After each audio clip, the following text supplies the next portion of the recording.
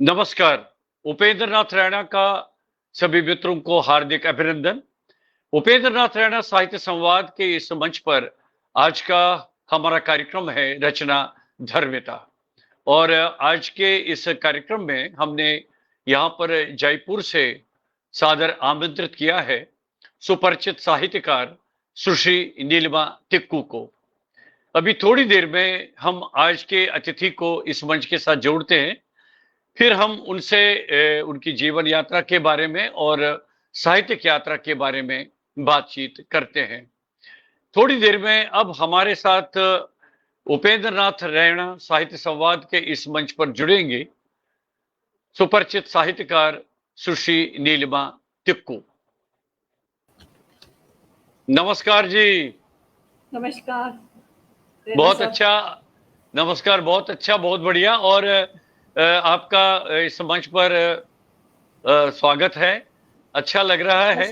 और इस बीच में हमारे अब मित्र जुड़ने शुरू हो गए, थोड़ी देर में आ रहे होंगे।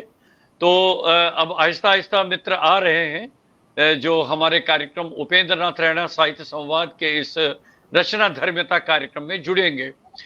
सदानंद मिश्र जी हमारे साथ जुड़ गए, हमारे आकाशवाणी के मित्र हैं, नमस्कार कर रहे हैं। रमेश चंद्र शुक्ल जी भी जुड़ गए हैं, हार्दिक स्वागत करते हैं आपका। बहुत अच्छे साहित्यकार हैं और मीडिया कर्मी हैं और साथ में लगभग मेरे हर एक कार्यक्रम के साथ जुड़े रहते हैं, बहुत अच्छा शोध भी करते रहते हैं। जो अतिथि मेरे इस मंच पर आते हैं उनके बारे में पहले से ही पूरी पृष्ठभूमि तैयार करके आते हैं हमारे इसके मंच के साथ। तो मैं अपने मित्रों का स्वागत करता हूं।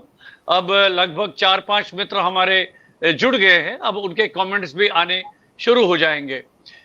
नीलिमा जी, आपका स्वागत है इस मंच पर। मैं तो पिछले बहुत समय से सोच रहा था आपको इस मंच के साथ जोड़ दूं और आपकी साहित्यिक यात्रा के बारे में बातचीत करेंगे। अब देखिए, पिलकेंद्र अरोड़ा जी जुड़ गए, बहुत अच्छे व्यंग्यकार है, आप उनको जानते होंगे। आपका स्वागत, अभिनंदन करते हैं। साथ में हरगोविंद पुरी जी, आप मध्य प्रदेश से जुड़े हमारे साथ।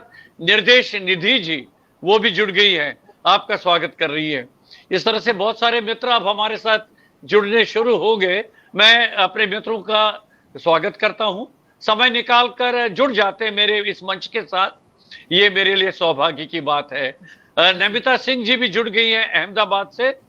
आपका नमिता जी बहुत बहुत स्वागत है। नीलिमा जी, अब मैं व्यक्तिगत कुछ मेरी जिज्ञासा जो है, जो मैं आपसे जानना चाहूंगा।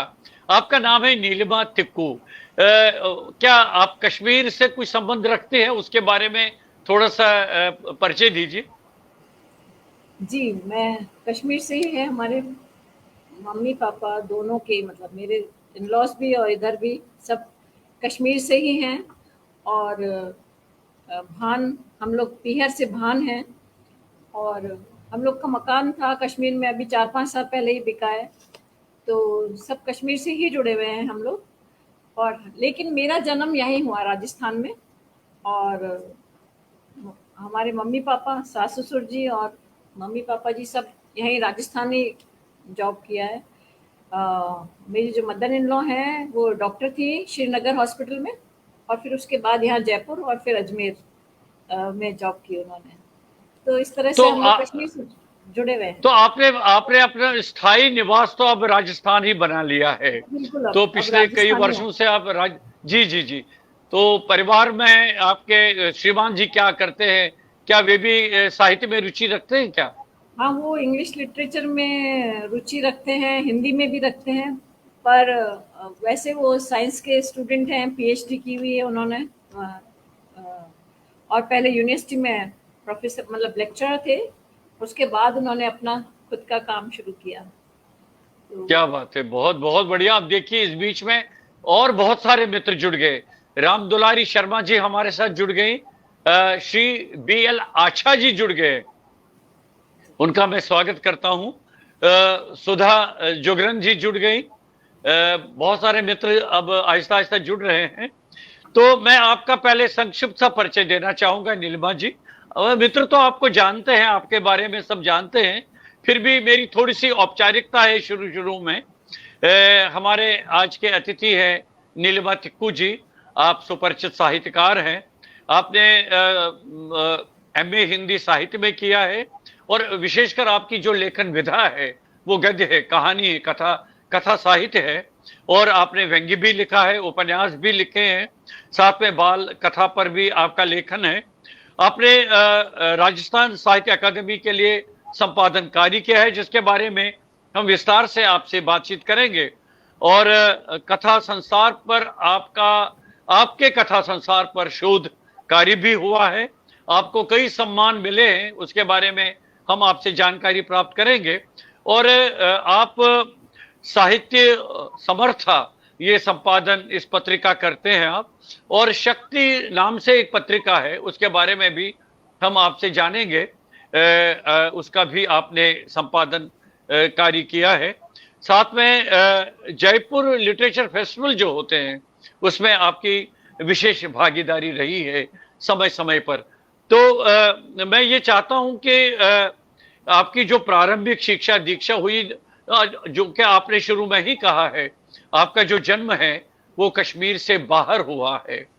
तो कहाँ पर आपकी प्रारंभिक शिक्षा दीक्षा हुई और पारिवारिक जो आपके मायके हैं उस वातावरण के बारे में हमारे मित्रों को बताइए, क्योंकि ये आपकी व्यक्तिगत जानकारी है जो साझा हम करना चाहते हैं। मेरा जन्म अजमेर में हुआ, राजस्थान के अजमेर ज़िले में हुआ है, और मेरी शिक्षा दीक्षा भी वहीं हुई है।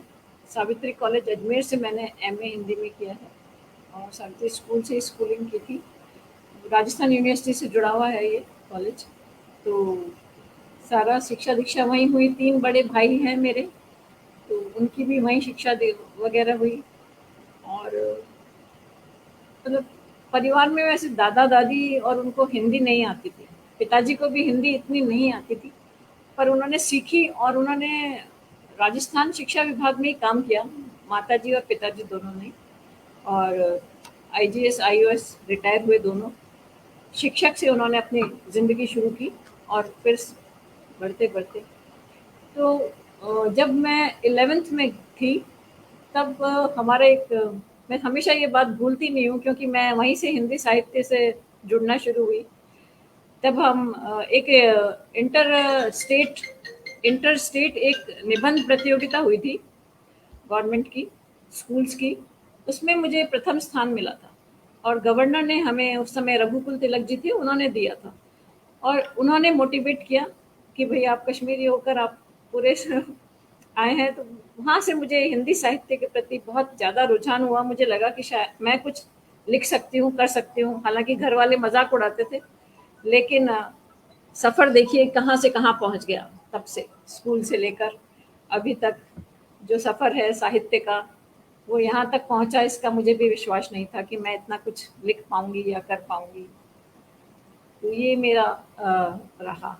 और परिवार में लड़कों से ज़्यादा, तीनों भाइयों से ज़्यादा बेटी की ही महत्ता थी। और ये एक इतनी, शायद आपको पता होगा कि हम लोग कश्मीरीज में बेटियों को बहुत महत्व दिया जाता है और बेटों का इतना, बेटे भी हैं लेकिन बेटियों को बहुत महत्व। यही ससुराल में था कि ससुराल में भी बहू को ज़्यादा महत्व दिया जाता था बेटे से। तो मैं इस मामले में बहुत किस्मत वाली हूँ कि मुझे पीहर और ससुराल में कभी किसी तरह की कोई दिक्कत नहीं आई, उल्टा पैम्पर ही किया सबने। तो ये एक मेरा सफ़र का एक बहुत बड़ा कारण, सहयोग यही था कि पीहर और ससुराल में खासकर जो मेरी सास थी, मदर इन लॉ डॉक्टर कुमुद टिक्कू, उनका मुझे बहुत बहुत सपोर्ट रहा। जो मैं आज यहाँ तक पहुँची हूँ तो वो मैं भूल नहीं सकती वो बातों को, हर समय मेरे साथ हैं वो। नहीं, आपने ये फिर कैसे निर्णय किया कि आप साहित्य में ही अपना पूरा आगे का भविष्य बनाएंगी? क्यों, क्या आप साहित्य की ये परंपरा अपने मायके से लेकर गई या आप शुरू से ही आपने इसमें रुचि? जी जी जी। परंपरा मैं मायके से ही लेके गई क्योंकि मेरी जो मम्मी है उनको बहुत शौक था और उन्होंने सारे बंगाली ऑथर्स, प्रेमचंद, शंकर, गुरुदत्त और महाश्वेता देवी, सब उपन्यास हमारे घर आते थे और उनको शौक था। तो उनसे मैंने पढ़ना सीखा। उनसे मैंने, मतलब मैं 6ठी 7वीं में होंगी तब से सारे उपन्यास मैंने पढ़े लगातार। और मेरी खुशकिस्मती रही कि जो मैं ससुराल में आई तो जो मेरी मदर इन लॉ, हालांकि गायनोकोलॉजिस्ट थी, बहुत प्रसिद्ध, उनको समय नहीं मिलता था, लेकिन जो भी उन्हें समय मिलता था वो उपन्यास पढ़ती थी, हिंदी इंग्लिश दोनों का उन्होंने बहुत ज़्यादा उन कमांड था और उन्होंने मुझे आगे बढ़ाया। Mummy actually mother in law retire हो गई थी, उन्होंने, मेरे फादर इन लॉ थोड़े बीमार हो गए थे तो उन्होंने कंपलसरी रिटायरमेंट लिया था। उसके बाद वो रेड क्रॉस सोसाइटी में फ्री सर्विसेज देती थी, तो जिस जगह वो सर्विस देती थी वहाँ कच्ची बस्ती वगैरह बहुत ज़्यादा थी, बीड़ी बनाने का जो था इस तरह का, तो वहाँ से कई टॉपिक मिलते थे। वो ज्वेलाइन कोर्ट की जो वो भी थी, जज भी थी, तो वो जो है इस तरह के कई टॉपिक्स और कई तरह की वास्तविक समस्याएं लाती थी और मुझे कहती थी कि इस पर तू लिख। तो वो मेरा एक टर्निंग पॉइंट रहा, वो मैं लिखती थी उससे। फिर धीरे धीरे कहानियों में आई, लेकिन पहले आलेख और लेख बहुत लिखे मैंने समाचार पत्रों में। तो मेरी बेस तो पीहर से ही था, लेकिन मम्मी ने, जो मेरी मदर इन लॉ हैं, सास हैं हमारी, उन्होंने मुझे आगे बढ़ाने का, यहाँ तक लाने का काम उन्होंने किया। आज जो भी कुछ हूँ मैं उनकी वजह से हूँ। क्या बात है। तो महिला सशक्तिकरण का तो इसका बहुत बड़ा उदाहरण है आपके सामने, और आप बहुत खुशनसीब रही है कि आपको इस तरह का वातावरण मिला, ये बहुत बड़ी बात है। अच्छा, वैसे अक्सर हमने ये देखा है, जो साहित्य में रुचि रखते हैं तो अक्सर अपनी शुरुआत कविताओं से करते हैं, पहले कवि हो जाते हैं, उसके बाद फिर जब उनकी ये समझ में नहीं आता है कि नहीं, कविता में नहीं, हम तो गद्य लिख सकते हैं, तो आपके उस हिसाब से क्या रहा, क्या है, कैसे आपने शुरुआत की? आप हैरान होंगे ये बात जान के कि मैं कविताएं अब लिखने लगी हूँ। मैं पहले आलेख मैं पहले आलेख और लेख लिखती थी, उसके बाद कहानियां शुरू की और व्यंग लिखे। उन दिनों दिल्ली प्रेस का बहुत रोल रहा, उसमें सरिता गृह शोभा, और उसमें जी जी जी जी नए नए लिखते थे तो बहुत सारे व्यंग, बहुत सारे पुरस्कृत भी हुए। राजस्थान पर्यावरण विभाग से भी काफी पुरस्कार मिले और ऐसे लिखने का शौक बढ़ा। साहित्य 1985 से मैं लिख रही हूँ कहानियां, लेकिन साहित्य के क्षेत्र में जिस तरह से कहते हैं किताब लिखवाना, वो मेरा 2009 में मेरा पहला संग्रह आया था। तो वो मैं साहित्य में जो कहते हैं ना गहरा साहित्य, उसमें मैं बाद में मेरा लिखने का बना कि मैं लिखूं, किताब छपवाऊं। लोगों ने कहा कि आपकी, मेरा एक व्यंग संग्रह है, बिन पोथी सब सुन। तो ये भी मेरा एक इंटरेस्टिंग बात ये थी कि जब हमें लखनऊ में एक बार राष्ट्रधर्म पत्रिका से पुरस्कार मिला था, वो भी कश्मीरी इशू पे एक कहानी मैंने लिखी थी जिसको 3rd प्राइज मिला था। लेकिन एक बड़ी बात है, लाल कृष्ण आडवाणी जी के हाथों वो प्राइज मिला था हमें। और तब जो वहाँ की संपादक थे उन्होंने कहा कि अगर हमारा बस चलता तो जो आपने कश्मीर इशू पर जो कहानी लिखी है, हम इसे प्रथम पुरस्कार देते। इतना कहना भी बहुत बड़ी बात थी उस समय। तो वो एक टर्निंग पॉइंट था, वो एक मेरे लिए बहुत बड़ी बात थी कि अपने विस्थापन पर जो कहानी लिखी है उसको पुरस्कृत किया आडवाणी जी ने, और काफ़ी कुछ बोला था उस समय उन्होंने। तो इस तरह से साहित्य में आना हुआ। जो सोशल इशू हैं, जो हमारे बर्निंग इशू हैं, जो ज्वलंत समस्याएं हैं, उन पर लिखने का एक रूप चल पड़ा कि उन्हीं पर लिखा जाए कि क्या क्या अभी होगा। इस तरह से शुरुआत। चलिए, बातचीत तो हम जारी रखेंगे, लेकिन इस बीच में मैं आपको सूचना देना चाहता हूं, निशा चंद्रा जी अहमदाबाद से जुड़ गई हैं, आपका कार्यक्रम देख रही हैं। ब्रजेश सिन्हा जी, बहुत बहुत धन्यवाद आपका। अनंता पाटनी जी अमेरिका से जुड़ गई हैं, अनंता जी बहुत बहुत धन्यवाद आपका। निरुपमा सिंह जी, वो भी हमारे साथ जुड़ गई। और इस तरह से प्रणव भारती जी, डॉक्टर प्रणव भारती अहमदाबाद से जुड़ गई है। संतोष रैना जी हमारे साथ जुड़ गई। विजय संदेश जी, नीलिमा दुबे जी, सदानंद मिश्र जी, नीलिमा टिग्गा जी, बहुत सारे मित्र, सोसी मधु जी हमारे साथ जुड़ गई हैं। बहुत सारे मित्र हमारे साथ जुड़ गए हैं। नीलिमा जी, जो आपका ये कार्यक्रम, भूपेंद्र सिंह रैना जी जम्मू से जुड़ गए, बहुत अच्छे कवि हैं, आजकल जम्मू में रह रहे हैं। सुमन शर्मा जी, बीएल आशा जी लगातार जुड़े हुए हैं, तो सभी आपका कार्यक्रम देख रहे हैं। तो शुरू में अब आपने जब ये निर्णय लिया कि आप कथा साहित्य की तरफ ही जा रही हैं, तो किस कथाकार को आपने का अध्ययन किया, किसको आप फॉलो करती रही? कौन प्रिय कथाकार रहे आपके? मेरी महाश्वेता देवी और आशापूर्णा देवी। आशापूर्णा देवी पर क्या मैंने बात है। उनके बहुत उपन्यास पढ़े, आशापूर्णा जी पर और महाश्वेता जी पर बहुत पढ़े, सभी के पढ़े। जितने भी हमारी वरिष्ठ साहित्यकार हैं, कृष्णा सोपती जी को पढ़ा, चित्रा जी को पढ़ा और नासिरा शर्मा जी को पढ़ा और ममता कालिया जी, सूर्यबाला जी, मालती जोशी जी मेरी प्रिय कथाकार रही हैं। मालती जी की कहानियाँ मेरे दिल में, मतलब मुझे लगता है कि मैं मालती जी की कुछ पदचिन्हों पर चल रही हूँ।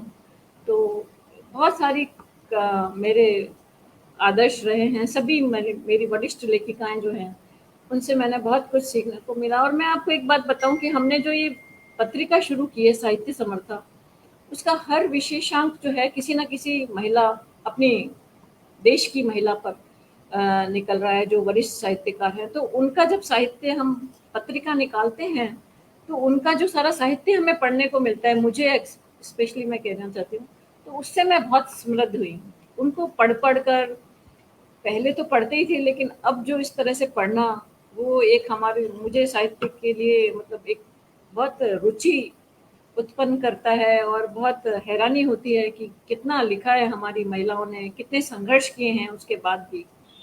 तो ये एक बहुत खूबसूरत और एक बहुत ही ज्ञानवर्धक मेरे लिए सफर रहा साहित्य समर्था का, जिसके सहारे मैं भी अपना लिखने का थोड़ा थोड़ा साथ साथ चल रहा है मेरा भी। क्या बात है। नमिता सिंह जी ने कहा कि मालती जोशी उनकी भी प्रिय लेखिका रही हैं। तो मालती जोशी जी के बारे में मुझे याद आ रहा है, जब मैं आकाशवाणी में था, कार्यक्रम अधिकारी था, तो मालती जी को हम बहुत बुलाते थे और कहानियां वगैरह बहुत रिकॉर्ड करती थी। बहुत आती थी आकाशवाणी दिल्ली में, आके हम उनको रिकॉर्ड करते थे। तो बहुत ही सहज और सरल स्वभाव की पहले तो महिला थी, उसके बाद लेखिका के रूप में इतना उनका लेखन जो था और विशेषकर कहानियां इतनी कहानी प्रभावशाली होती थी। तो हम कहते थे कि मालती जी को कब बुलाएं हम पुनः अपने बिल्कुल। कार्यक्रमों में। तो मैं उनको नमस्कार करता हूं, बहुत अच्छी कहानीकार है। तो आपको नीलिमा जी कब लगा कि जब अब आपने तो तय कर ही लिया था कि कहानी में आप अपना पूरा सफर तय करेंगी, कहानी लेखन में, उपन्यास लेखन में, तो याद तो होगा आपको कि जो पहली कहानी जिसके आधार पर आपने ये निर्णय किया अब मैं बहुत अच्छी कहानियां लिख सकती हूँ, और कहाँ प्रकाशित हुई वो कहानी भी? मैं आपको बताऊं कि मैंने पहली कहानी, उस समय दिल्ली प्रेस के एक मैगजीन आती थी, मुक्ता अभी भी आती है, उसमें नए अंकुर के नाम से आता था कि, जी जी तो जी जी। मैंने वो नए अंकुर में एक कहानी हाथ से लिख के भेजते थे, उस समय तो कोई टाइप वगैरह का था नहीं, चुपचाप से भेजी थी वो कहानी और घर में किसी को बताया नहीं था और वो कहानी छप गई, तो फोटो समेत।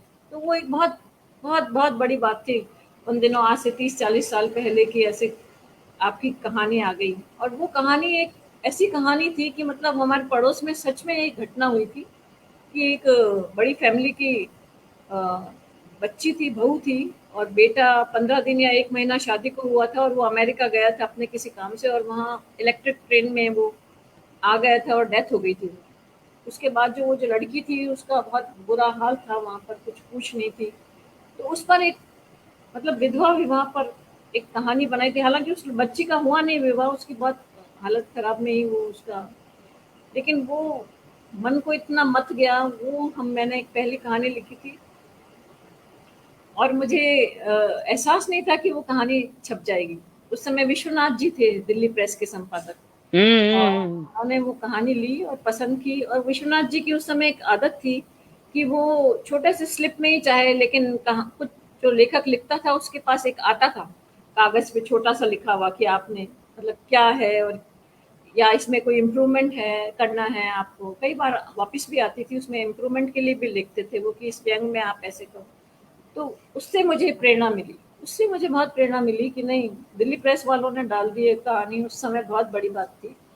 तो उसके बाद मैंने लिखना शुरू किया और फिर तो बहुत लिखा, काफ़ी लिखा उन दिनों, बहुत ज़्यादा कहानियाँ, और व्यंग। अक्सर, जी जी, अक्सर तो हम ये देखते थे उन दिनों सारिका पत्रिका जो कहानियों पर मुख्य रूप से आधारित थी या कादम्बिनी भी आती थी, तो लोग लेखक लोग एक गर्व मानते थे कि सारिका में या और किसी कादम्बिनी पत्रिका में उनकी कहानी छपे।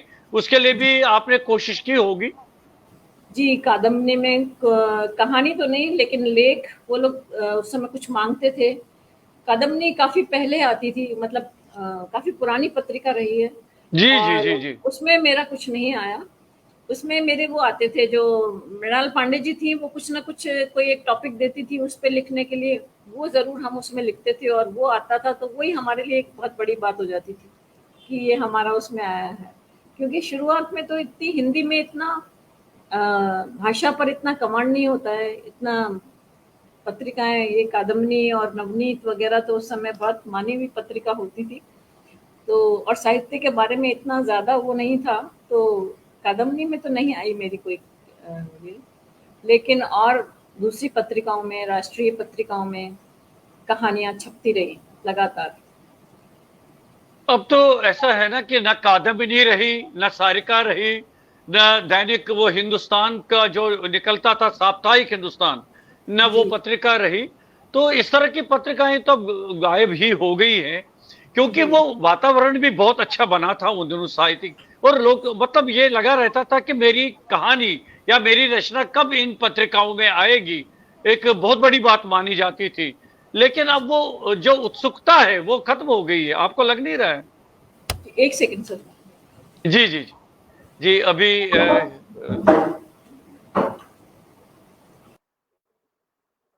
नीलिमा जी अभी थोड़ा सा कुछ बहुत ही अल्प उन्होंने विराम लिया है।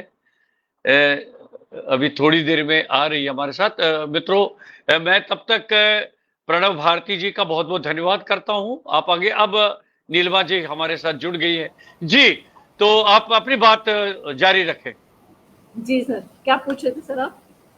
मैंने कहा था कि अब वो पत्रिकाएं रही नहीं, कितना उत्साह रहता था उन दिनों कि जी हमारी बहुत। पत्रिकाएं। तो अब आपको आज के माहौल में क्या लग रहा है? अब तो कुछ छुटपुट रूप से पत्रिकाएं तो बहुत सारी हैं, लेकिन एक क्रेज बना हुआ था उन दिनों कि इन पत्रिकाओं में हमारी कहानियां, हमारी हाँ, रचनाएं प्रकाशित हो। सारिका क्योंकि सारिका क्योंकि क्योंकि निर्मा जी संपादक भी तो वैसे थे ना, जैसे वहां पर कमलेश्वर जी देखते थे सारिका, फिर यहाँ पर मृणाल पांडे जी भी देखती थी अपना कादम्बिनी, और बाद में राजेंद्र अवस्थी भी जी भी आए थे। राजेंद्र अवस्थी तो जी इस के तरह से संस्मरण, काल जी चक्र जी जी। वगैरह, वो अपने संपादकीय में जो काल चक्र लिखते थे राजेंद्र अवस्थी जी, उसको हम लोग पढ़ते थे, मेरी मम्मी भी पढ़ती थी, हम भी पढ़ते थे। तो वो एक पहले के संपादकों की एक बात ही अलग होती थी।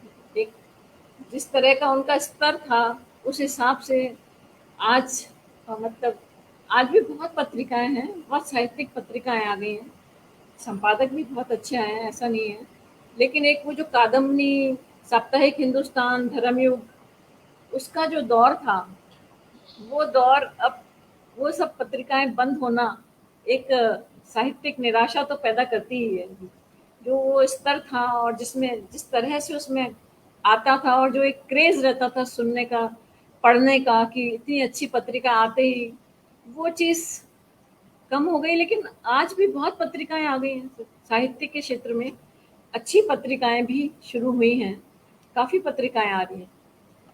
हंस है, कथा देश है, उसके अलावा और बहुत सारी, अक्षरा है, दूसरी और कई, वागर्थ है, बहुत सारे पत्रिकाएं वागर्स हैं, है, बहुत बहुत सारे। अच्छी पत्रिकाएं आ रही हैं और अच्छे संपादक भी हैं। ऐसा कुछ नहीं है, समय का दौर बदला है, लेकिन बहुत अच्छे अब साहित्यिक पत्रिकाएं भी काफी आ रही हैं और साहित्य में रुचि भी ले रहे हैं लोग, और इसके साहित्यकार। अतिरिक्त, जी जी, इसके अतिरिक्त और एक अच्छी बात यह है कि सोशल मीडिया पर बहुत सारे मित्रों ने जो डिजिटल फॉर्मेशन में पत्रिकाएं शुरू की हैं, बहुत अच्छा साहित्य आ रहा है उसमें, और नए तरह का लेखन और जो साहित्य होना चाहिए आज के वर्तमान समय में, उस तरह से आ रहा है। क्योंकि आपने वो युग भी देखा है और आज के युग में भी आप आ रही हैं। तो क्या आपको एक वैचारिक स्तर पर क्या बदलाव नजर आ रहा है? क्या और ज्यादा संघर्ष करना पड़ रहा है, या अब प्रकाशित होना, लाइमलाइट में आना, पाठकों तक पहुंचना अब आसान हो गया है? बहुत आसान हो गया सर, लाइमलाइट में पहुंचना भी आसान हो गया सोशल मीडिया की वजह से। और जो पत्रिकाएं हमारी स्तरीय, कई साहित्यकारी हैं, जो हमारे युवा लेखक हैं, वो कई नए तरह के प्रयोग कर रहे हैं और बड़ी खूबसूरत कहानियां लिख रहे हैं। उस हिसाब से तो अभी आजकल बहुत अच्छा स्तर हो गया है साहित्य का। हम पढ़ते हैं तो हैरानी होती है कि इतनी अच्छी-अच्छी कहानियाँ, इतने अच्छे-अच्छे व्यंग, उपन्यास, कितने बढ़िया उपन्यास लिख रहे हैं। युवा लोग भी लिख रहे हैं, युवा ही लिख रहे हैं ज़्यादातर अभी तो। हमारे सीनियर्स तो लिख ही चुके हैं, हम उनसे तो हम वाकिफ़ हैं ही, लेकिन जो सोशल मीडिया ने ये बहुत अच्छा काम कर दिया है कि हमें बहुत अच्छी साहित्य, स्तरीय साहित्य पढ़ने को मिलता है। ये है कि अब काफ़ी बहुत ज़्यादा बाढ़ कहते हैं वो आ गई है, लेकिन ये तो हमारे ऊपर है कि हम चुनें उसमें से कि क्या अच्छा है क्या नहीं। वो हमारा अपना काम है। हम चुन के अच्छी अच्छी चीज़ें पढ़ सकते हैं, अच्छा साहित्य इस्तेमाल कर सकते हैं, देख सकते हैं और कुछ सीख सकते हैं। बहुत अच्छी बात है ये, मुझे लगता है सोशल मीडिया है तभी हम आपके साथ जुड़े हुए हैं, नहीं, तभी बहुत हम बढ़िया, आज। बहुत अच्छी बात। जी जी जी। आपने बीच में एक जिक्र किया था कि अब आजकल आप कविता लिखने में अब रुचि लेने लगी हैं। तो मैं चाहता हूं कि बहुत सारे मित्र हमारे साथ जुड़े हैं। निरुपमा जी कह रही है कि रोचक संवाद हो रहा है। अगर कुछ कविता, एक दो कविताएं हैं तो उसका भी जरा स्वाद देखा जाए, अच्छा लगेगा। सिर्फ जो मेरी कविता है ना, वो कभी कोई ऐसी चीज जो मन में चुभ जाती है, या कोई व्यंग या कुछ ऐसा, तो या फिर कोई बेटियों पर लेकर ज्यादा है या महिलाओं की स्थिति पर लेकर ज्यादा है। एक मुझे बहुत पहले की बात है कि मतलब ये आत्मकथा के लिए काफी पीछे पड़ते हैं लोग। सॉरी, मेरे को ऐसा कहना नहीं चाहिए, पीछे नहीं पड़ते हैं, मतलब कहते हैं कि आप आत्मकथा लिखिए। आत्मकथा तो तभी लिखी जाती है जब आपके जीवन में उस तरह की कोई बात हो या आपने काफी परिपक्व जीवन जी लिया हो उसके बाद। तो ये आत्मकथा को लेकर एक संवादे आत्मकथा मैंने लिखी थी। कुछ पंक्तियां हैं उसकी, आप कहें तो सुनाऊं? आप जी, सुनाऊं मैं? आपका स्वागत है, सुनाइए सुनाइए। ये है संवाद ए आत्मकथा। मतलब आत्मकथा में क्या चाह रहे हैं आजकल, और क्या लिखवाना चाहते हैं या क्या लिख रहे हैं मुझे नहीं पता, लेकिन एक छोटी सी या क्या सुनना चाहते हैं क्या क्या आपसे। सुनना चाहते हैं। जी जी। तो संवाद ये आत्मकथा है। मैडम, आजकल क्या नया लिख रही हैं? कुछ कहानियों पर काम चल रहा है। अजी बहुत लिख लिए किस्से कहानियां, कुछ नया कीजिए। मेरी माने तो अपनी आत्मकथा लिखिए। क्या बात है। डायरी तो कब से लिखी पड़ी है, कुछ जग की कुछ अपनी लिखी है। अच्छा, बचपन कैसा गुजरा आपका? लड़की होने का कुछ खामियाजा भुगता आपने? नहीं, ऐसा कुछ नहीं घटा मेरे साथ। भाइयों से अधिक घर में चला मेरा राज। कोई तो कसक रही होगी बाकी। प्रेम जिससे किया उससे नहीं हुई होगी शादी। नहीं, नहीं, जिससे विवाह हुआ उसी से टूटकर प्रेम किया। क्या वे बात है। रहस्य वे रहस्यमय तरीके से मुस्कुराए, किंतु परंतु क्या उधर से भी पॉजिटिव रिस्पांस आया? उनके विवाहेतर संबंधों ने क्या कभी आपको नहीं रुलाया? नहीं, ऐसा कोई कटु अनुभव नहीं हुआ। दाम्पत्य हम पति पत्नी ने शिद्दत से जिया। और लिखने का शौक मुझे बचपन से ही था। पति ने मेरे शौक को आगे ही बढ़ाया। वे झुंझलाए, साहित्य के क्षेत्र में तो पुरुष वर्चस्व रहा है, कुछ तो दबावों का सामना किया होगा आपने। मैं मुस्कुराई, वर्चस्व केवल कलम का होता है साहित्य में। कलम स्त्री पुरुष में वर्गीकृत नहीं होती। वे मायूस से बड़बड़ाते हुए चल दिए, आपकी जीवन गाथा में कोई रहस्यमय खबर नहीं है।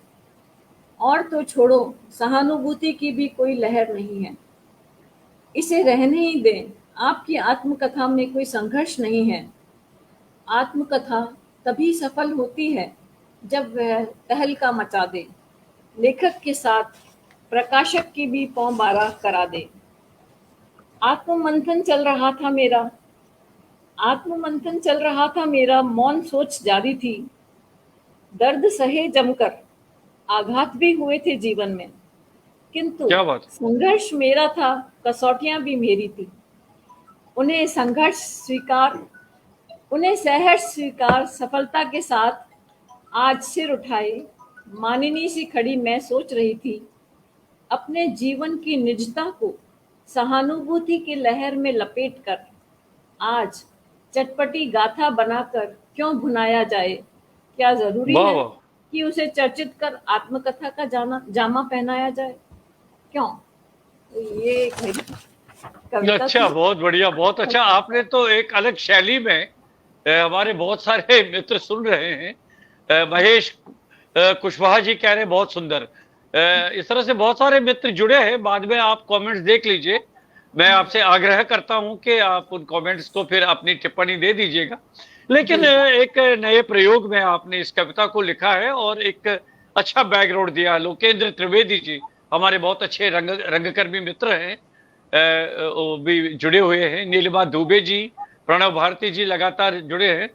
तो फिर क्या आपने कुछ इरादा बना लिया कि आप कविताएं भी लिखेंगी? आप जी इसको इसको मोबाइल को आप इसको म्यूट पे रख दीजिएगा। हाँ, मैंने बंद कर दिया। हाँ जी। हाँ बस जी। तो मैंने कहा अब क्या आपने इरादा बना लिया? अब कविताएं भी लिखेंगे आप क्या? जी, मैं कविताएं लिखी है मैंने काफी कुछ, अभी काम चल रहा है कविताओं पर, समय तो समय कब पर। पुस्तक? जी जी जी। तो कब पुस्तक आने का कब विचार है कविताओं का? शायद आ जाएगी सर, एक आध महीने में। जी जी जी। अच्छा, एक एक और जिज्ञासा है मेरी। कहानियां छोटी बड़ी होती है, लेकिन उपन्यास का फलक बहुत विस्तृत होता है। उसमें अंतर कथाएं होती हैं, अंतर यात्राएं होती है, उसमें विविध आयाम होते हैं और बहुत सारा उसमें आपको सामग्री चाहिए, वैचारिक स्तर पर भी, भावनात्मक स्तर पर भी। और उसको एक उपन्यास का प्रारूप देने में, आकार देने में समय भी लगता है और श्रम भी लगता है। अच्छा, कई लोगों से जब मैंने बातचीत की है तो वो कह रहे हैं हमें कहानी लिखना बहुत कठिन लगता है, लेकिन उपन्यास लिखने में हमें मजा आता है, आनंद आता है। तो आपकी क्या इसमें, आपका क्या विचार है? नहीं सर, मेरा तो ये कहना है कि कहानियां लिखना आसान उपन्यास से होता है कि, और उपन्यास समय बहुत मांगता है। कहानियां हम कोई भी एक घटना लेकर, जिस जो हमें बेचैन करती है या हमें लगता है कि इस पर कुछ हमें लिखना चाहिए, तो हम उसको कम समय में कम शब्दों में लिख सकते हैं। उपन्यास के लिए काफ़ी लंबा समय चाहिए होता है, काफ़ी सोच विचार, परिवेश, अ, पात्र, कई कथाएं उसमें जुड़ के उसको, उपन्यास में सब बहुत टाइम लगता है। उपन्यास लिखना आसान नहीं है। उपन्यास लिखने में समय मांगता है उपन्यास, और उसमें आपको कई शोध भी करने पड़ते हैं कई तरह से। अ, जिस चीज़ पर आप लिख रहे हैं उस बारे में आपको काफ़ी सामग्री चाहिए होती है, काफ़ी समझ चाहिए होती है, उसके साथ कई अंतर कथाएँ जुड़ती हैं। कहानी एक ही कथा होती है, उपन्यास में कई छोटी-छोटी कथाएँ भी जुड़ती हैं और फिर मेन मुख्य कथा उसके साथ-साथ चलती है। तो उपन्यास मुझे लगता है कि उपन्यास समय माँगता है। अच्छा, अगर कोई जो कहते हैं कि उपन्यास लिखना आसान है, वो बहुत अच्छी बात है। उनका नहीं, कई कई लोगों का विचार है कि उपन्यास में उनको जो मेरे बहुत विस्तार से बात करने का मौका मिलता है और अच्छा फलक मिलता है उनको। इस रूप में वे उपन्यास को ज्यादा पसंद करते हैं। अच्छा, व्यंग्य लेखन के बारे में अभी पिलकेंद्र अरोड़ा जी ने आपसे आग्रह किया था, एक छोटा सा कुछ अंश सुनाइएगा अपने व्यंग्य लेखन में से। अच्छा, व्यंग्य लेखन में से। अ, जी जी जी। कह रहे एक अंश सुनाइएगा उसमें से भी। आप नहीं, जानते हैं व्यंग्य तो पिलकेंद्र मैंने अरोड़ा जी बहुत बड़े व्यंग्यकार हैं अपने आप में। मैंने 2013 में लिखा था व्यंग, और वो भी मेरे काफी पहले के व्यंग थे उस समय के हिसाब से।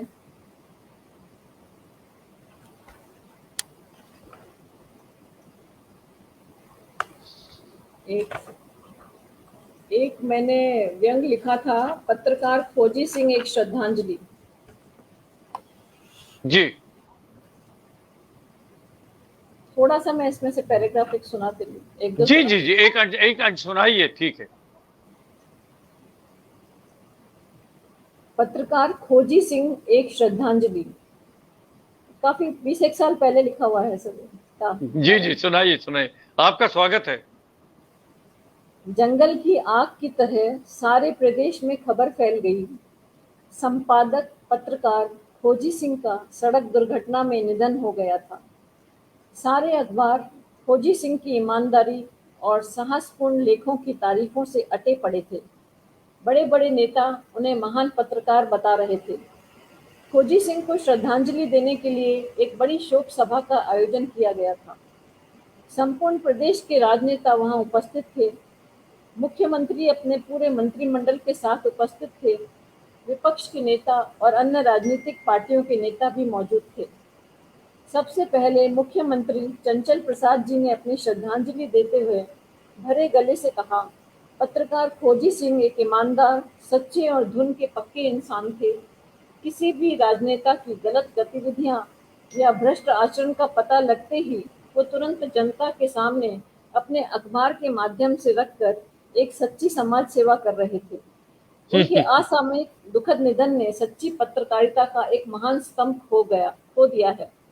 मुख्यमंत्री के बाद सभी मंत्रियों, विपक्षी दल के नेता और अन्य राजनेताओं ने खोजी सिंह को अपने नाम के अनुरूप एक खोजी पत्रकार की उपाधि से सम्मानित किया।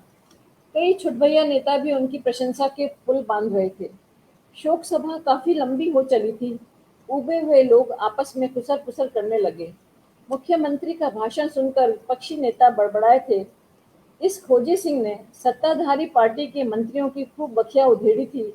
उसके यूं अचानक मरने से मन ही मन तो ये सभी प्रसन्न होंगे, लेकिन दिखावटी रूप से मगरमच्छी आंसू बहा रहे हैं। उधर मुख्यमंत्री शिक्षा मंत्री के कान में फुसफुसा रहे थे, कमबख्त खुद तो मरकर अमर हो गया, लेकिन अपने अखबार में सरकार विरोधी लेख लिख लिख कर हमें जीते जी मार गया।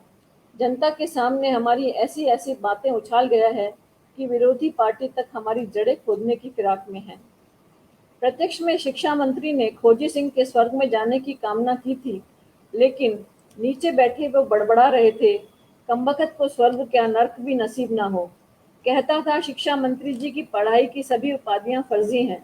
न जाने कहां से पता चल गया उसे कि मैंने स्कूल और कॉलेज की परीक्षाएं चाकू के बल पर नकल करके पास की थी।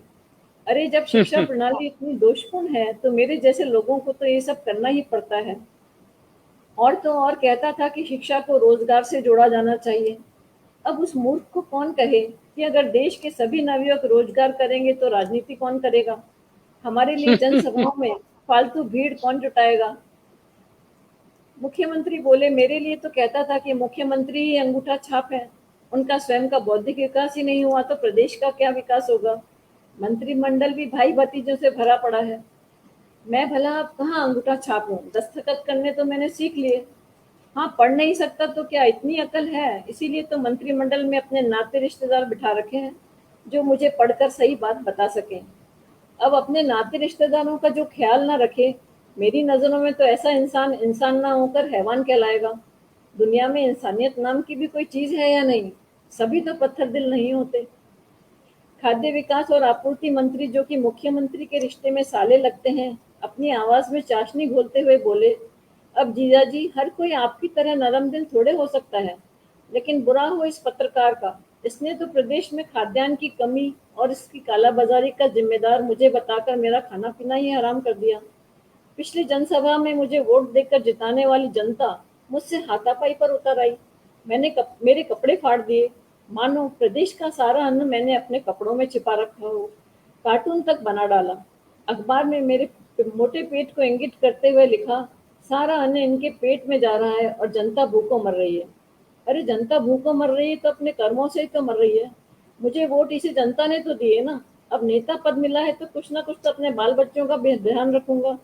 अगर ऐसा नहीं था तो वोट ही नहीं देती। ये मतलब यही सारा बहुत बहुत बढ़िया, बहुत बहुत अच्छा। इसमें सबसे मुझे प्रभावशाली ये लगा कि इसका जो फ्लो है बहुत बढ़िया, बहुत अच्छा है और हमारे बहुत सारे मित्रों को पसंद आ गया। तो आपके आपके कथा साहित्य पर शोध भी कार्य काफी हुआ है।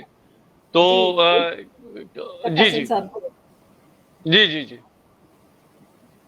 लघु शोध हुआ है, राजस्थान विश्वविद्यालय से किया था नीतू शर्मा ने 2014 में कथा संसार। जी जी। नहीं, लेकिन उसके बाद भी 2014 के बाद काफी साहित्य लिखा होगा आपने। जी हाँ, तो उसके बाद मैंने 6 किताबें लिखी हैं। है हाँ ना? जी जी जी जी। तो आपका मैंने ये भी देखा है कि विशेषकर राजस्थान साहित्य अकादमी जो है आपका काफी उसमें एक्टिव पार्ट रहा है। आपने जी संपादन कार्य भी किया है और आप कुछ विशेष समितियों की सदस्य भी हैं या रही हैं। हाँ, तो उसके सशक्त। बारे में बताइए अपने मित्रों को। हाँ, मैं राजस्थान साहित्य अकादमी की सरस्वती सभा की 17वीं सरस्वती सभा की सदस्य रही हूँ। और हमारी एक बहुत बड़ी साहित्यकार थी डॉक्टर सावित्री राका, उनके कृतित्व और व्यक्तित्व पर मैंने साहित्य की एक संपादन करी है किताब राजस्थान साहित्य अकादमी के लिए। और एक हमारा एनजीओ है जिससे मैं जुड़ी हुई हूँ, राजस्थान यूनिवर्सिटी वुमेन्स एसोसिएशन का, रूवा के नाम से है। उसकी जो शक्ति मैगजीन है उसकी मैं एडिटर हूँ फिलहाल। जी जी। तो अभी जो पिछले 2020 में कोरोना काल का ये बहुत ही संकट काल समय आ गया। तो अक्सर हमने जब साहित्यकारों से बात की है तो वो कह रहे हैं कि हमारे लिए इसलिए भी बहुत समय मिल गया साहित्य लिखने के लिए। और उस समय का जो साहित्य है बहुत ही एक प्रबल रूप में, बहुत अच्छे सशक्त रूप में सामने आया है। आपका व्यक्तिगत अनुभव क्या रहा? जी, बिल्कुल सही बात है। उस समय काफ़ी समय मिला हमें, क्योंकि मुझे लगता है कि हम साहित्यकार ऐसे हैं कि हमने अपनी कलम की वजह से अपने अंदर अवसाद को नहीं आने दिया। और एक कोरोना काल में हमारे यहाँ क्रेडेंट टीवी है, उन्होंने साहित्यकारों को लेकर एक मुझसे मतलब साहित्यकारों का परिचय, ऐसे साक्षात्कार, इस तरह का कार्यक्रम हर 15 दिन में वो करते रहे। तो हम लोग उससे बहुत एक्टिव रहे, साहित्यकार जुड़े रहे आपस में। आपने भी देखा होगा कि कोरोना काल में काफ़ी साहित्यिक गतिविधियां हुई, सोशल मीडिया के माध्यम से भी जुड़े रहे सब। और जो समय मिला उसमें हमने लिखा। हमने कई लोगों ने भी उपन्यास अपने पूरे किए हैं, कहानियाँ लिखी हैं। मतलब साहित्यकार ही ऐसा था जिसने अवसाद को भगाया है अपनी कलम के माध्यम से। तो ये एक ब्लेसिंग है, एक आशीर्वाद है ऊपर वाले का हमारे ऊपर कि हम लोग कलम के माध्यम से सशक्त बने रहे। ये एक बहुत अच्छी बात हुई। वरना कोरोना तो में जिस तरह का परिवारों में, हम लोगों के भी परिवार से कई सदस्य गए और कई मित्र गए, मतलब बहुत दुखद हालात रहे। लेकिन उनका सामना हम अपनी कलम से ही कर पाए, और भी साहित्यकार हैं वो कर पाए उसी से। मुझे लगा कि ये एक हमारा एक सकारात्मक, साहित्यकारों का एक सकारात्मक रूप रहा। और काफ़ी लोग जुड़े मंच से, बड़े-बड़े साहित्यकारों ने अपनी कहानियाँ, अपने लेखन के माध्यम से हमें भी एक अच्छा अवसर प्रदान किया और हम एक सुखद मोड़ पर चलते रहे। तो ये एक बहुत अच्छी बात हुई हमारे साहित्य के लिए। मेरा मेरा भी व्यक्तिगत अनुभव ये रहा नीलिमा जी कि 2020 के बाद एक प्रचुर मात्रा में साहित्य हमारे सामने आया। और बिल्कुल। अच्छा, ऐसे ऐसे साहित्यकार जो नए लिखने वाले हैं इतना बहुत अच्छा लिखते हैं, हाँ, बहुत सामने आ गए और उनकी पहचान अपनी अलग बन गई है। चाहे वो बिल्कुल। कविता के क्षेत्र में हो या कथा साहित्य के क्षेत्र में हो, बहुत सारे ऐसे मित्र हमारे सामने आ गए और जी। जिनको पढ़ा जाना चाहिए, उन पर काम करना चाहिए। ये भी हमें पता चल गया उस दौरान। चलिए, बातचीत तो आपके साथ जारी रहेगी। कविता, एक दो कविताएं और आपसे सुनना चाहेंगे। मेरी कविताएं ज़्यादातर कुछ गंभीर हैं, कुछ सीरियस भी हैं, तो मित्रों पर भी हैं। और एक हमारे पड़ोस में भी मैंने देखा, कोरोना काल में भी देखा, कुछ नेगेटिव चीज़ें भी देखी, कुछ नकारात्मक चीज़ें भी देखी। तो एक माँ को मैंने देखा कि वो 4 बेटों की माँ थी, मतलब उनका किस तरह से उनके साथ तो वो एक थोड़ा सा सीरियस है, गंभीर है, अगर आप कहें तो मैं सुनाऊं। सुनाइए, कोई बात है, किसी पर व्यक्तिगत आक्षेप नहीं होना चाहिए तो। नहीं, व्यक्तिगत कोई नहीं है। जी जी, सुनाइए, आपका स्वागत है। उलझ गया मेरा मन, जी जी। उलझ गया मेरा मन, बेटों की माँ ताउम्र ख्वाब बुनती रही, बेटों की माँ ताउम्र ख्वाब बुनती रही, प्रफुल्लित मन से उनकी परवरिश करती रही। वक्त के साथ अंधेरे छाने लगे गहन, बेटे हुए अपनी अपनी गृहस्थी में मगन।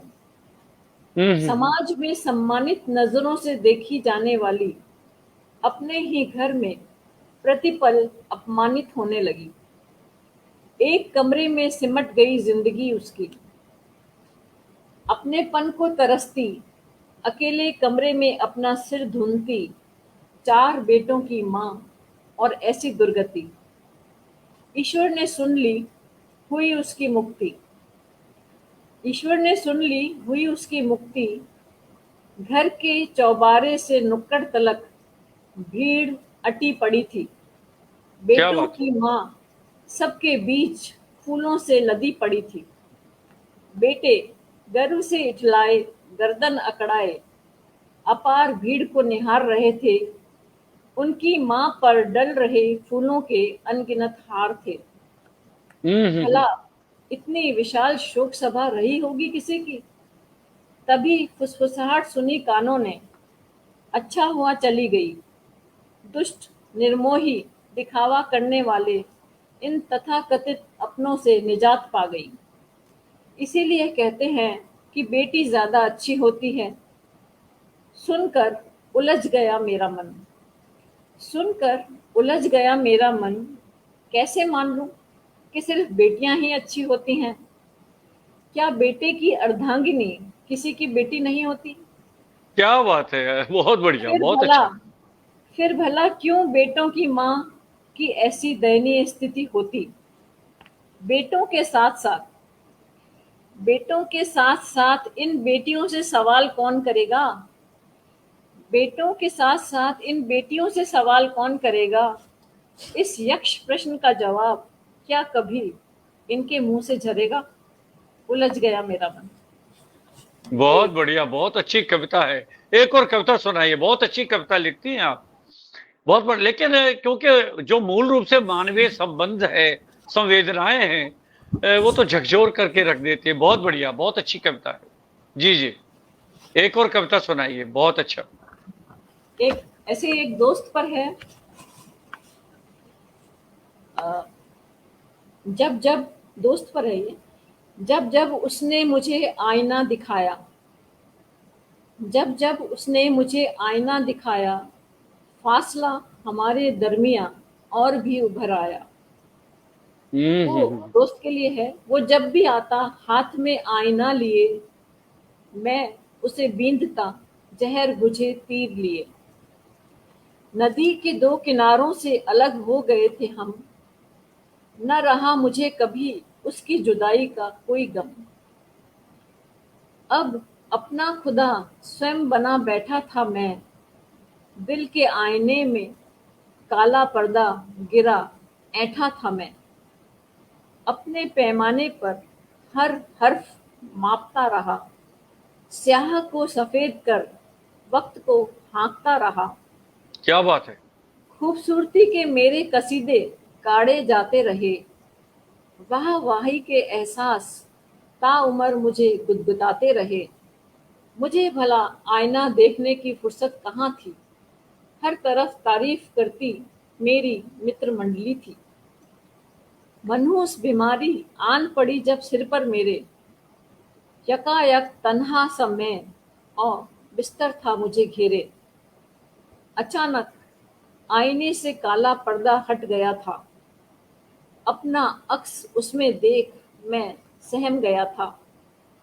कर्मों के अक्स दर अक्स दिखा रहा था जो, वर्षों से दिखाने की कोशिश जिन्हें कर रहा था वो। बहुत बढ़िया। बदहवासी के आलम में मैं सुध बुध खोने लगा था। न जाने कहाँ से वो अचानक सामने आ गया था। मेरी पेशानी के पसीने पहुँचता हौले से मुस्कुराया, धीमे से मेरे कानों में कुछ यूं फुसफुसाया, आईना शायद झूठ कह रहा है, या कि शायद तुम्हारे चश्मे का नंबर बढ़ गया है।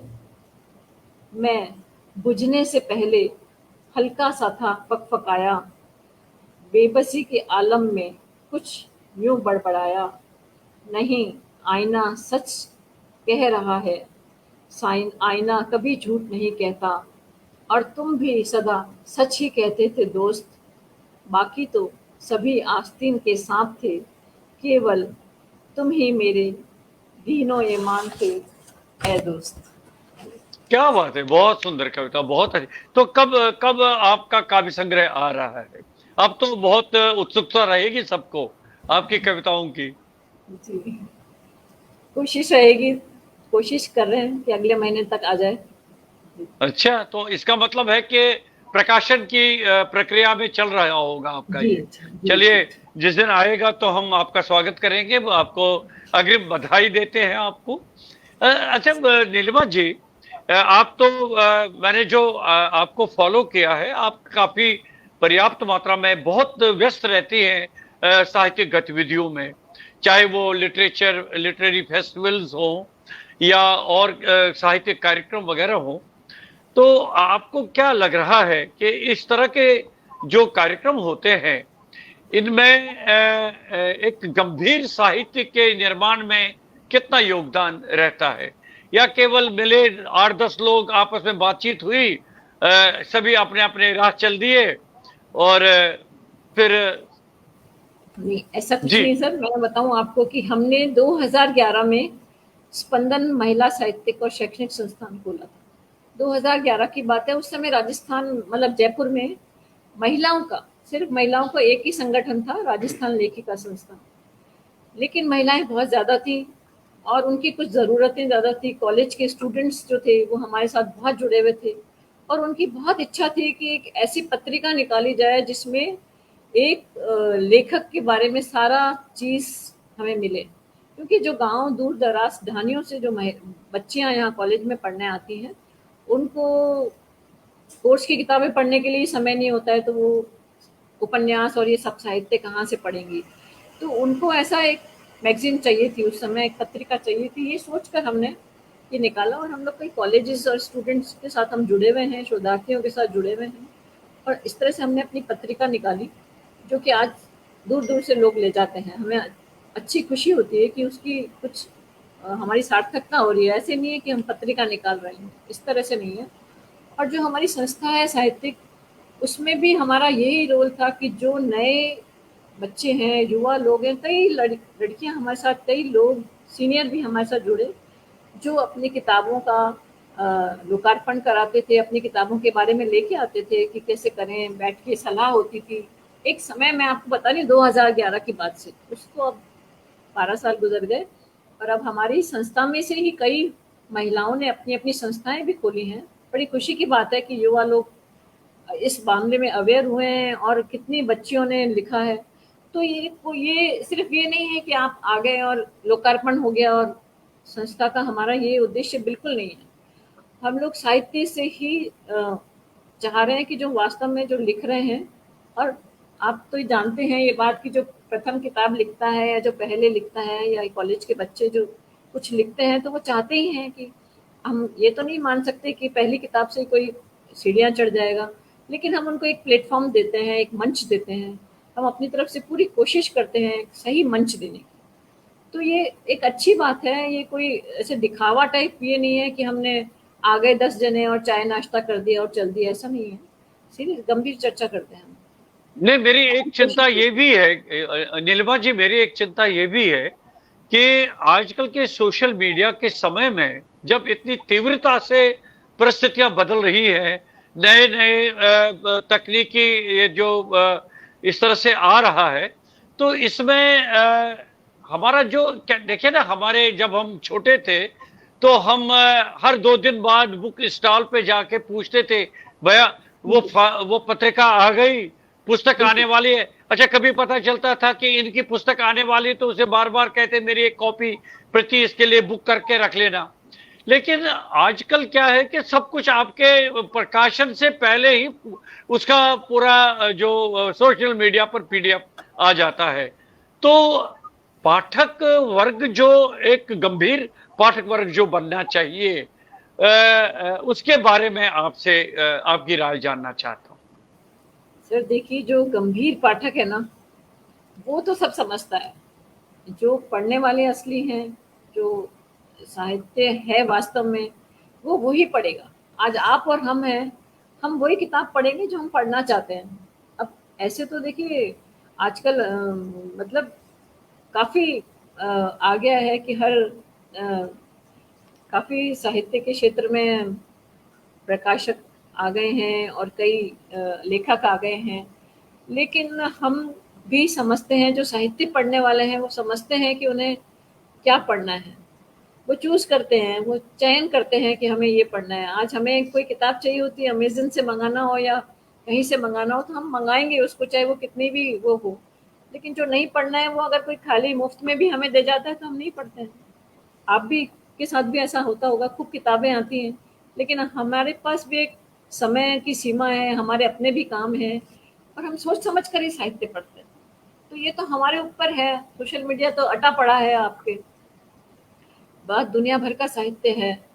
लेकिन जो वास्तविक साहित्य है या वास्तव में जो हम चीज़ पढ़ना चाहते हैं, जैसे आपने मालती जोशी की बात करी, या हम मालती जी अपनी कहानियाँ बिना पढ़े, मतलब बिना पढ़े इतनी लंबी लंबी कहानियाँ मालती जी सुनाती हैं अभी इस उम्र में भी। तो ये तो एक मतलब भगवान की ऐसी कृपा है उनके ऊपर। तो ये एक साहित्य होता है सर, वो एक अलग चीज़ होती है, आप मानेंगे नहीं। मालती जी की जब मुझे मेरी तबीयत खराब होती है या मैं ऐसी स्थिति में होती हूँ कि मुझे अब कुछ नहीं करना है, तो मैं मालती जी की किताब पढ़ती हूँ। उससे मेरे क्या को बात अपना है। मेरा मेरे में सकारात्मक आती है, मुझे तबीयत सही होती है उससे। मालती जी की किताबें हमेशा मेरी डेस्क पे पड़ी रहती हैं। ये एक ऐसे लेखक हम कहाँ से लाएंगे? नए लेखक भी ऐसे बहुत से हैं, बहुत अच्छे लेखक हैं। और चित्रा जी हैं, नासिरा जी हैं, कृष्णा सोपती जी हैं, सब। मालती जी का ये है कि वो एक बहुत सरल, एक सरल भाषा में, और एक लगता है हमारी कहानी है। उनकी जो कहानियां हैं कितनी बार भी पढ़ लीजिए आप। सूर्य बालाजी हैं, उनकी पढ़ लीजिए, मृदुला गर्ग जी पढ़े, नासिरा जी की पढ़े, राजी सेठ की पढ़े। तो पढ़ते हैं हम उनको, उनकी ढूंढ ढूंढ के पढ़ते हैं, दोबारा तिबारा बार बार पढ़ते हैं उनकी कहानियां।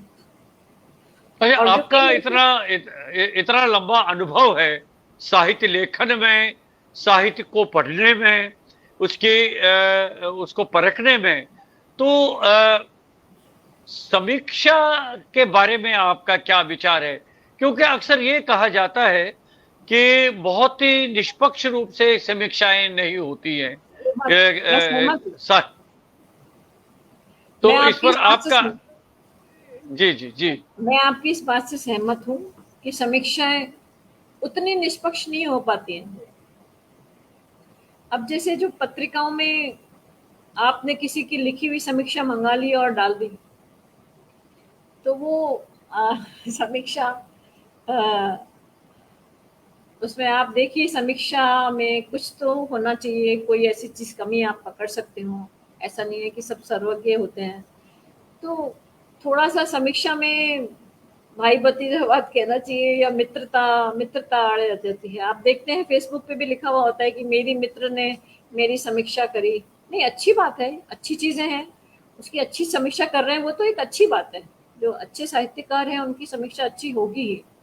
पर कई इस चक्कर में क्या होता है कि कई बार जो कुछ नए बच्चे आते हैं, नई युवा पीढ़ी आती है, उनको भी अ, मतलब कोई कमी ना निकालना गलत है। उनको सिखाना चाहिए, उनको हम कह सकते हैं अलग से, चाहे हम सोशल मीडिया पे ना डालें, पर अलग से हम उन्हें कह सकते हैं कि बेटा आपके इसमें ये, इसको सुधारो, या कुछ इस तरह का। जो एक पहले एक माहौल होता था ना, वो माहौल अब थोड़ा कम हो गया। अब सीखना नहीं चाहता कोई, सुनना भी नहीं चाहता है, अपनी कमी नहीं सुनना चाहते हैं, बहुत कम है। इस क्षेत्र में बहुत इस तरह में, मतलब बहुत कम ऐसा हो गया कि कोई कमी सुनना चाहे, समझना नहीं चाहता। सुनते भी नहीं, हैं। ये कहा जाता है ना कि हर एक लेखक अपने साथ एक समीक्षक दोस्त रखता है, तो तो ये जोड़ी बन जाती है। खैर, ये तो लाइटर वेन में हमने बात कर ली इसके बारे में। अभी अब आपका वर्तमान में अब क्या प्रोजेक्ट चल रहा है जो एक बहुत बड़ा सरप्राइज देने के रूप में आप हमारे सामने ला सकते हैं?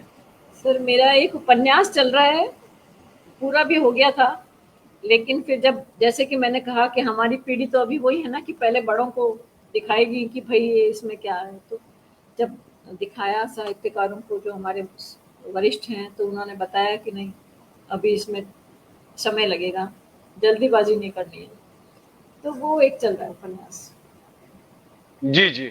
अच्छा, कभी आपने देखिए, आपने कविताएं तो अब बहुत अच्छी कविताएं लिखती हैं आप, कहानियां लिखी है, व्यंग्य लिखा है आपने, उपन्यास लिखे हैं, तो कभी नाटक इत्यादि लिखने के लिए कुछ नाटक भी कोशिश मैंने हुई है? एक नाटक भी मैंने मतलब लिखा है, कुछ नाटक लिख के रखे हैं, पर एक मेरा आकाशवाणी में भी आया 1 घंटे का नाटक, तो नाटक की तरफ भी है ध्यान, जी, जी। नाटक पर भी तो काम चल रहा है मतलब।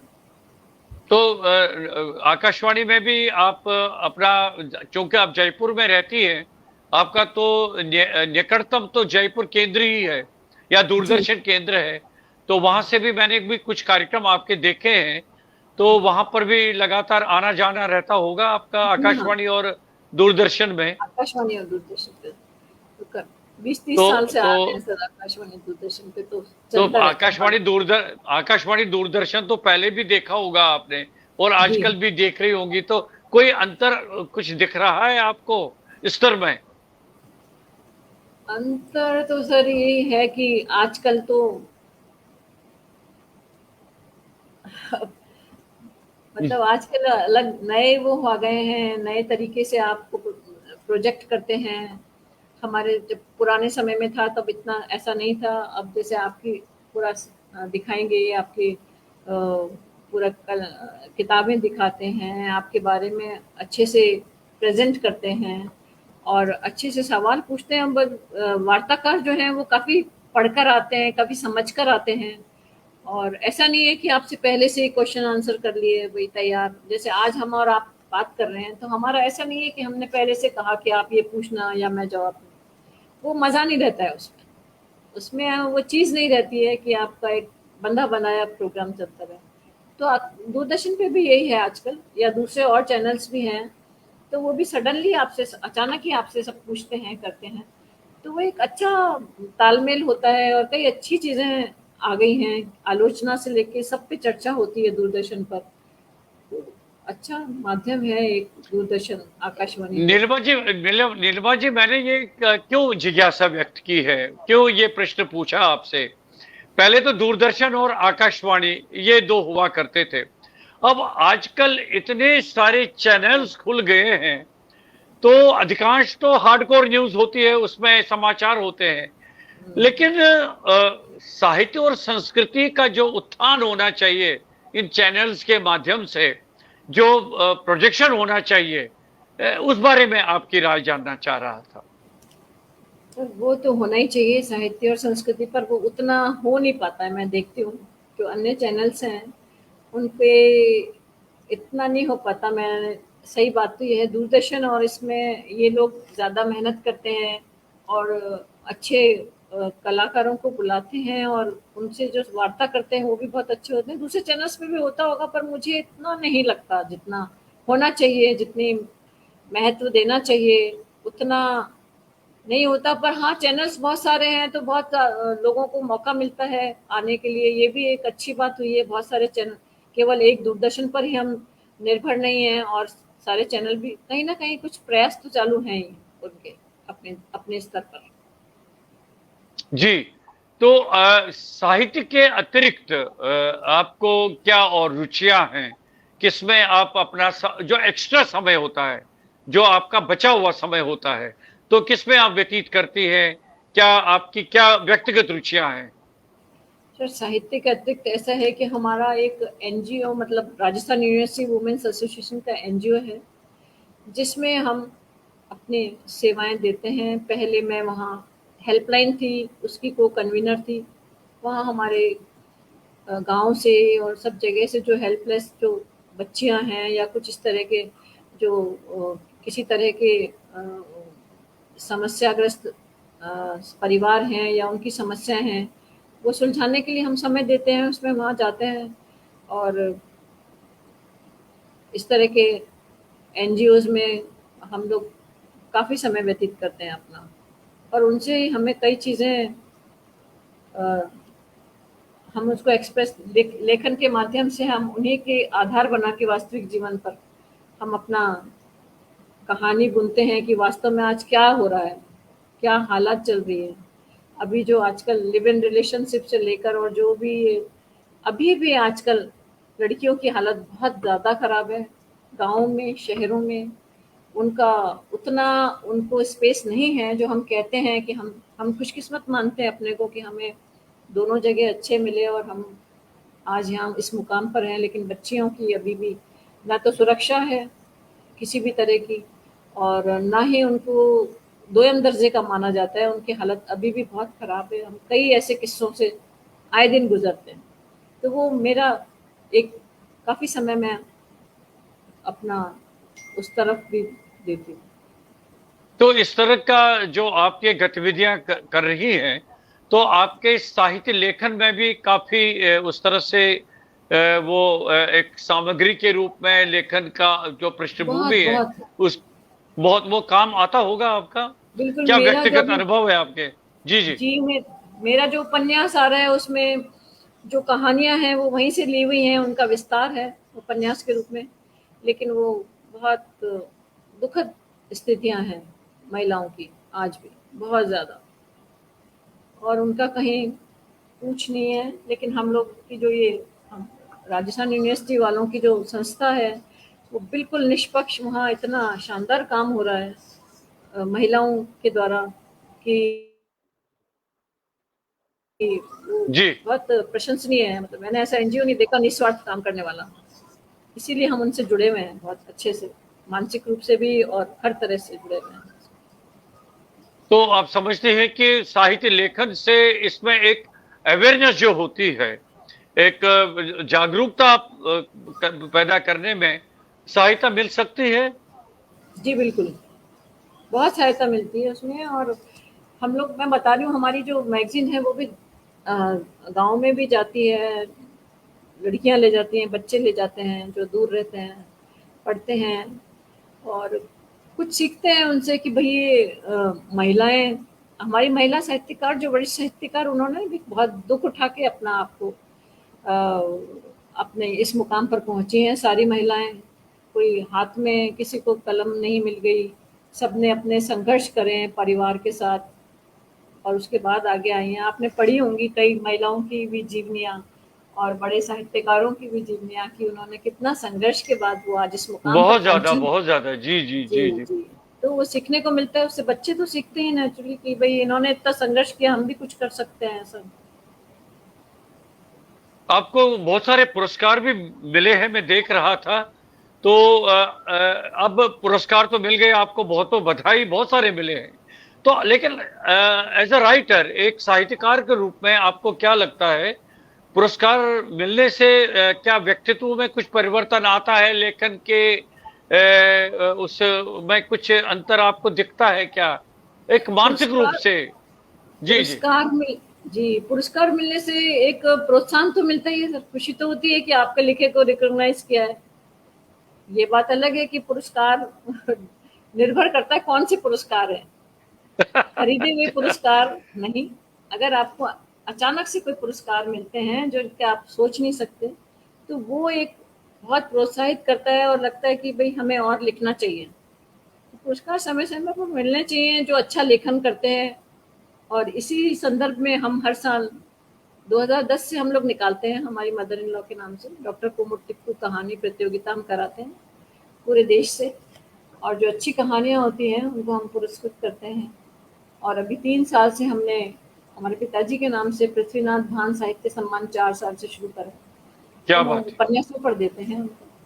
तो अच्छे उपन्यास हैं, अच्छा लिख रहे हैं, अगर हम छोटा मोटा उनके लिए कुछ कर सकते हैं और उनको खुशी मिलती है तो हमें भी खुशी मिलती है, हमें खुशी मिलती है ऐसे अच्छे लोगों को पुरस्कृत करके। पुरस्कार अपने आप में प्रोत्साहन तो करता ही है, बस तो ये है कि संगीत पुरस्कार में जी निष्पक्ष होना चाहिए, निष्पक्ष होना चाहिए। वही वही वही मेरा प्रश्न था कि निष्पक्षता होनी चाहिए, सबसे बड़ा पुरस्कार वही है। तो कुछ संगीत इत्यादि में आपकी रुचि नहीं है क्या? संगीत में तो सुनते हैं, बाकी रुचि तो थी, पर अब वो रुचियां बदल जाती हैं समय के साथ। आपका आ, आ, सब चीज बदलती है हर समय के साथ। तो अब तो लेखन और थोड़ा सा ये समाज के लिए हम कुछ अगर कर सकते हैं, अब हमारा समय ये है कि हम कुछ जो लिया है समाज को वो कुछ दें, बस वही मैं सोचती हूँ कि कुछ अच्छा काम कर जाएं, बस और कुछ नहीं है। बहुत बढ़िया नीलिमा जी, देखिए देखते देखते 1 घंटा 10-12 मिनट निकल गए, पता नहीं जी चला। बातचीत बहुत रोचकपूर्ण रही और सबसे बड़ी उपलब्धि ये रहा कि बहुत सारे हमारे साहित्यकार मित्र जुड़े रहे। मैं आपसे निवेदन करता हूं, बाद में आप कमेंट्स देख लीजिए, उनको जी आप अपनी जरूर। तरफ से अपने देख लीजिएगा। उनके लिए 2 शब्द कहना चाहेंगे आप? मैं सब मित्रों का बहुत बहुत आभार अभिनंदन करती हूँ कि वो आए और यहाँ जुड़े, और आपके लिए भी रैना साहब कि आपने हमें इस अपनी बात कहने का ये मंच दिया, मौका दिया। बहुत बहुत धन्यवाद, आभार आपका। और एक बात और कहना चाहती हूँ कि हम राजस्थान में हैं, जन्म जन्म भी राजस्थान हुआ, माता पिता वहाँ हुए, लेकिन स्थिति ये है कि जो राजस्थान वाले हैं वो हमें राजस्थानी नहीं मानते, और जब कश्मीर वाले हैं वो सोचते हैं वो आ गए तो वो तो अच्छा, हम भारतीय हैं, क्या हम बात है, ये भारतीय। तो बहुत अच्छी बात कही है अंत में। अब कश्मीरी भी है, राजस्थानी भी है, दिल्ली वासी भी है, लेकिन सर्वप्रथम हम भारतीय हैं। क्या जी बात है, इसी नोट पर हम आज के कार्यक्रम को विराम देते हैं। नीलिमा तिक्कू जी, आपका बहुत बहुत आभार, आपने समय निकाला, आप हमारे साथ जुड़ गई, बहुत अच्छी रोचक बातचीत रही और आशा है हमारे मित्रों को भी पसंद आया होगा। मैं आपका पुनः धन्यवाद करता हूं। आपका भी बहुत बहुत आभार रैना साहब, बहुत बहुत नव शुक्रिया। नमस्कार नमस्कार। नमस्कार। मित्रों, आज के हमारी विशेष अतिथि थी रचना धर्मिता कार्यक्रम में जयपुर से सुश्री नीलिमा तिक्कू, सुपरिचित साहित्यकार।